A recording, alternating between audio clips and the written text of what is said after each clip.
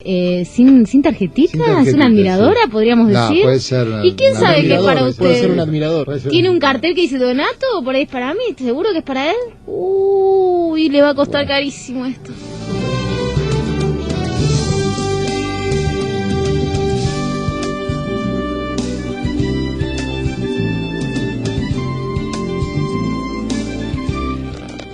Bueno, ahora sí, estamos en comunicación con nuestro columnista de historia, Jorge Croce, que nos va a hablar, obviamente, en este 9 de julio, como no puede ser de otra manera. Voy a tirar el título, Jorge. El único médico que juró la independencia en Tucumán. ¿Está abriendo el paquete? Sí. El doctor Pedro Buenaventura Carrasco, diputado del Alto Perú. ¿Qué tal, Jorge? ¿Cómo estás? Hola, ¿cómo te va, Miriam? Hola, Donato. Hola, ¿cómo andás, Jorge? ¿Bien? Bien, ¿vos? Bien. Me cayó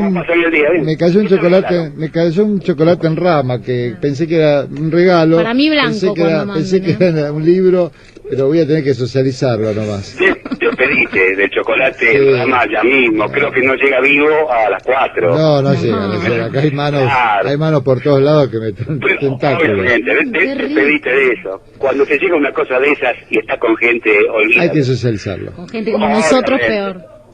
Exactamente, no sé yo, eso tampoco lo puedo decir, pero bueno, esas cosas se socializan rápidamente, más cuando uno los recibe en presencia de amigos, ¿no? Exacto. Así es. Bueno, estábamos aquí con el título que había tirado Miriam y aprovechando que es el Día de la Independencia hoy, y hablábamos de Congreso de Tucumán y de los diputados de aquel Congreso de Tucumán, y justamente, casualmente, dentro de aquellos diputados, hubo uno solo que era médico, que era el doctor Pedro Buenaventura Carrasco, un médico, un doctor en medicina, cochabambino, nacido en Villa Oropesa, a finales del siglo XVIII, que era doctor en teología, aparte de la Universidad de Charcas. Una aclaración para los oyentes: Charcas, Chuquisaca, La Plata, estas tres denominaciones corresponden a lo que hoy es Sucre, ¿sí? Ajá. Porque siempre cuando hablamos de historia hablamos de Chuquisaca, y hoy en día la ciudad de Chuquisaca a veces no existe. Bueno, Chuquisaca es Sucre, y lo mismo que Charcas, ¿sí? Son distintas denominaciones que tuvo esa ciudad del Alto Perú, hoy Bolivia, durante el siglo XIX, XVIII y XIX, ¿verdad? Bueno, el doctor Carrasco había sido cirujano durante las invasiones inglesas aquí en Buenos Aires. No como médico, él como el médico se recibe en 1808, fue discípulo del doctor Cosme Argerich en el Real Protomedicato de Buenos Aires, pero sí era lo que en aquel momento se llamaba sangrador.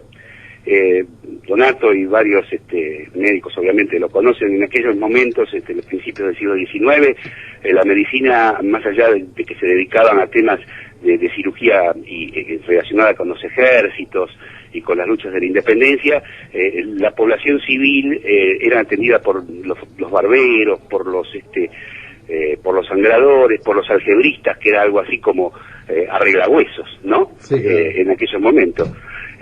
Bueno, volvemos al tema del doctor Carrasco, que ya dijimos que fue discípulo de Cosme Argerich aquí en Buenos Aires.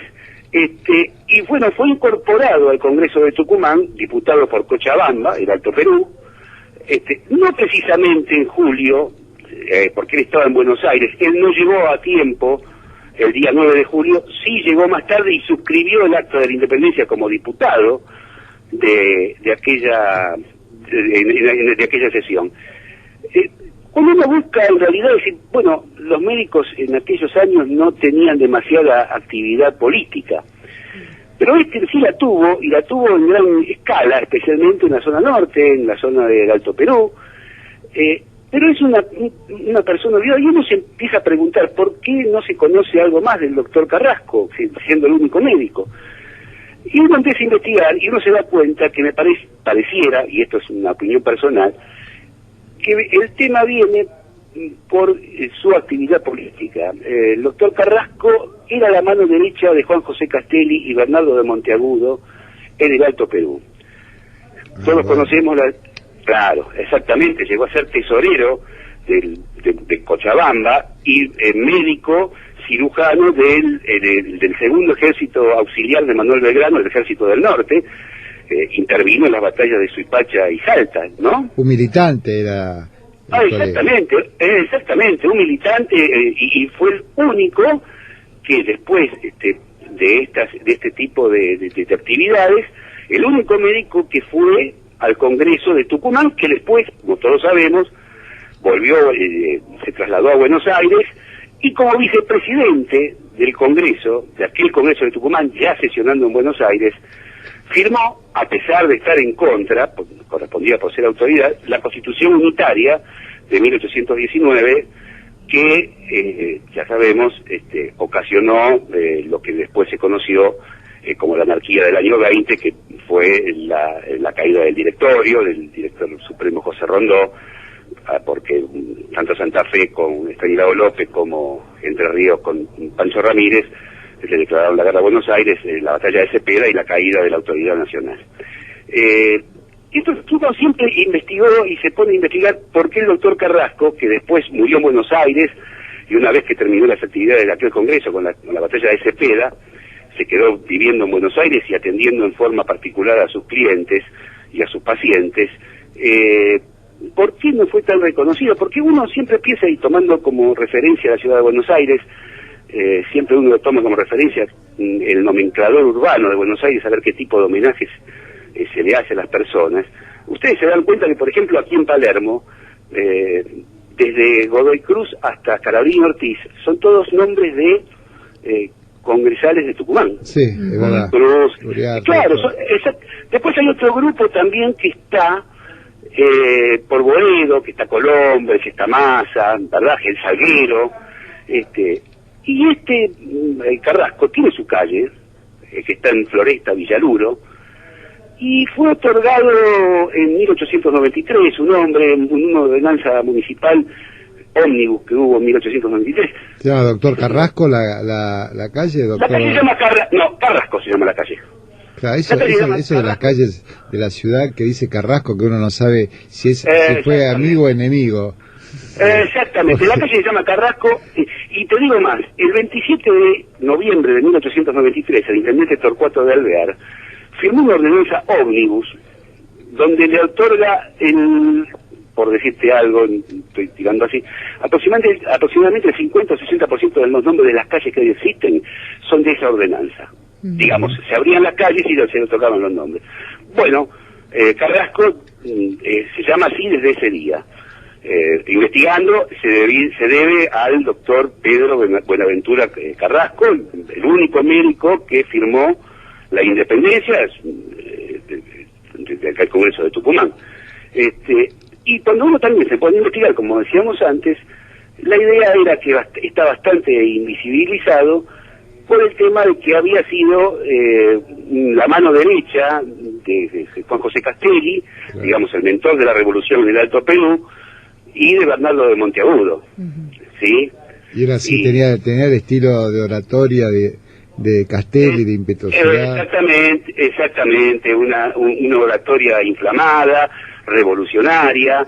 Él firmó esa Constitución Unitaria que hablábamos un ratito antes, como autoridad del Congreso, porque era vicepresidente. Él estuvo en contra de la sanción de esa Constitución, que bueno, a los hechos me remito, al año siguiente provocó la caída del directorio, ¿no? Una Constitución que, si uno la investiga un poco, una Constitución aristocrática, corporativa, francamente unitaria, bueno, y provocó lo que provocó. Y a partir de allí, su actividad política termina, queda viviendo en Buenos Aires, como decíamos, pero dedicado a su actividad profesional en forma particular.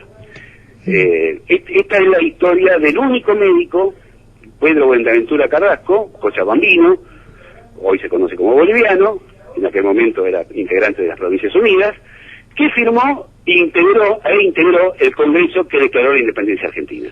El resto son abogados y sacerdotes. Bueno, de pequeño detalle. Muchas gracias, Jorge. No, por favor, un gusto grande y bueno, feliz día de independencia. ¿Cómo? Para, Jorge, ¿qué opinás de esto de que River supuestamente la banda, cuando juegue en la B, va a usar la banda negra? ¿Qué es eso? Esto es una barbaridad. Una payasada. Ayer me enteré de esto, realmente, sí, me enteré de esto por internet, me parece una cosa increíble. Esperemos que sea mentira, porque la verdad que... Yo te voy a decir una sola cosa y se lo digo a todos los hinchas de River también que están escuchando en este momento, que son millares, obviamente. River ascendió a primera en 1908 usando la banda roja. Sí. Una vez que ascendió a primera, entre 1908 y 1932, no usó más la banda roja, usó la famosa camiseta tricolor, la de la banda, la de las franjas rojas. Roja, negra y blanca. Exactamente. Durante todo ese periodo, River ganó un solo campeonato que fue en 1920, el campeonato amateur de la Asociación Argentina de Fútbol. En 1931, que cuando empieza el profesionalismo, River siguió usando la camiseta tricolor, la de franjas. Sí. En 1932 retoma la banda roja. A partir de ahí ganó 33 campeonatos y es el club más grande de la Argentina y el más reconocido internacionalmente, obviamente, ¿no? Pero usted, ¿qué le parece? Pareciera ser como que esa banda negra viene a ser como una especie de luto, algo por el estilo, ¿no? Es como la imagen que da, pero la vida es así, uno a veces estás arriba, a veces estás abajo y seguís siendo la misma persona. ¿Cuál es? El tema es el siguiente, vamos a aparecer Danubio de Montevideo, con todo respeto, obviamente, ¿no? Danubio de Montevideo o Vasco da Gama, que tiene esa camiseta con la franja negra. Pero hay que hacerse cargo de lo que les toca a cada uno. Nos tocó, les tocó, nos toca a nosotros, ¿qué vamos a hacer? Sí. Así es. Son de Banfield. El tema de Banfield es un tema largo, un día vamos a hablar si quieren también, es un club bastante castigado por la historia. No se meta con Banfield. Sí. Bueno. No, pero en serio. Sí, pero por supuesto, aparte tienen el nombre de un... Además, Eva Perón eligió a Banfield en aquel famoso campeonato. Y esa historia, Jorge, esa historia. No, es un tema para discutir. Yo lo que sí, vamos a averiguar un día el nombre del estadio de Banfield, ¿a quién corresponde?